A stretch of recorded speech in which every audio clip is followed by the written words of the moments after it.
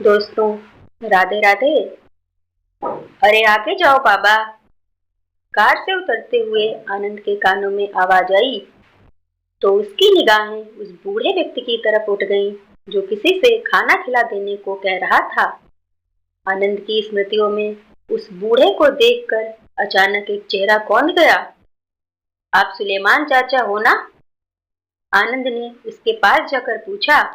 हाँ, आप कौन साहब? हचकचाकर उसने पीछे मुड़कर देखा। इतनी इज्जत की शायद उसे कभी आदत नहीं रही थी। मैं आनंद, बहुत साल पहले एक बीमार बच्चे को आप बंदर बंदरिया का खेल दिखाने आते थे, क्योंकि उससे उसे थोड़ी खुशी मिलती थी और वह थोड़ा सा कुछ खा लेता था, दवाई भी ले लेता था। आनंद को अब तक भी वो सब बातें याद थी।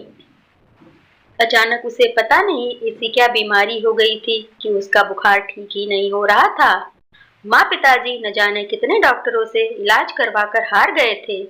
किसी को समझ ही नहीं आ रहा था कि उसे क्या हुआ है।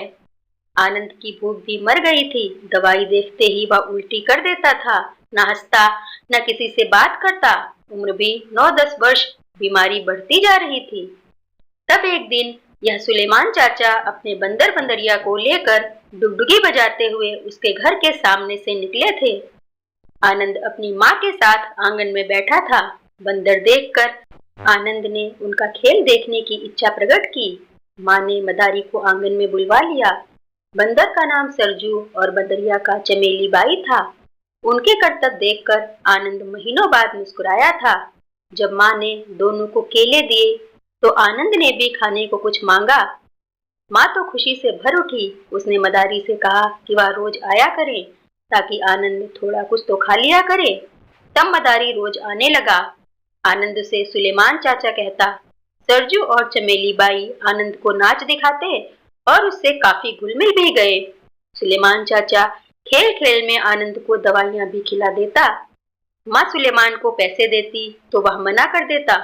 बबुआ ठीक हो जाए, यही हमारा इनाम है बीबी जी, सुलेमान दुआ करता। तब माँ उसे सरजू और चमेली बाई को भी खाना खिला देती, जबरदस्ती। महीनों सुलेमान आता रहा। आनंद धीरे धीरे ठीक होने लगा। जब स्कूल जाने लगा तब सुलेमान हर रविवार को आता उसे देखने।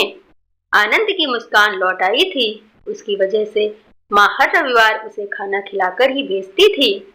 फिर कुछ सालों बाद आनंद के पिताजी का तबादला हो गया और वो वहां से चले गए। अब इतने सालों बाद आनंद नौकरी के चलते दोबारा इस शहर में आया और सुलेमान चाचा से मिला। हाँ हाँ आनंद बबुआ, अरे तुम तो साहब बन गए, कैसे हो बबुआ? सुलेमान की आंखें भीग गईं। मैं ठीक हूँ चाचा। सरजू और चमेली बाई? आनंद ने पूछा। चले गए, मेरे जीवन भर के साथी चले गए, सब चले गए। चाचा की आंखों में उनकी याद में आंसू बहने लगे। और घर में? आनंद ने पूछा। बच्चे हैं नहीं, पत्नी भी सालों पहले गुजर गई। सरजू और चमेली का ही साथ था, वो भी चाचा का गला रूंध गया। उम्र भर उन दोनों ने ही मुझे पाला, कमा कर खिलाया। आनंद ने देखा चाचा के कपड़े फटे हुए थे, दोनों पैरों में अलग अलग नाप की चप्पलें थी। उन दोनों के न रहने पर इस बुढ़ापे में अब शायद भीख मांग कर ही खाना खाते हैं। आओ चाचा, चलकर खाना खाते हैं, आनंद भरे गले से बोला। नहीं नहीं बबुआ, देर हो रही होगी, तुम जाओ। चाचा संकोच से भरकर जाने लगे। देर नहीं हो रही, आओ चाचा।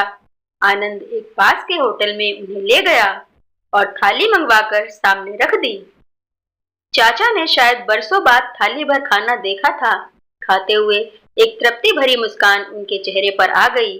जीते रहो बबुआ, खुदा खूब तरक्की दे, खुश रखे, चाचा ने मन भर दुआएं दी। आनंद ने होटल वाले को महीने भर के पैसे दे दिए और कहा कि चाचा को दोनों समय पेट भर खाना खिला दिया करें। हर महीने पैसे वह दे जाया करेगा। अब उसे सुलेमान चाचा के लिए कुर्ता पाजामा और जूते खरीदने थे। बचपन की मुस्कुराहटों का कर्ज तो वह चुका नहीं सकता था, लेकिन कुछ फर्ज तो पूरा कर ही सकता था। दोस्तों, ऐसी और कहानियां सुनने के लिए मेरे YouTube चैनल को सब्सक्राइब करें। धन्यवाद।